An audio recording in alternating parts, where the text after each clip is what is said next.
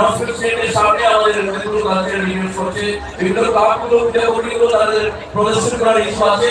আমি অনুরোধ করবো বারবার আমাদের সাহায্য করুন। আমরা বিশেষ করে অ্যানাউন্সমেন্টের ওটা দিয়ে অনেকগুলো ইলেকট্রিক্যাল লাইন আছে, আপনারা আগে নিয়ে আসা করুন, ক্লিয়ার করে নিন। সিআরপিএফের বন্ধে আছে, এটা ক্লিয়ার করুন।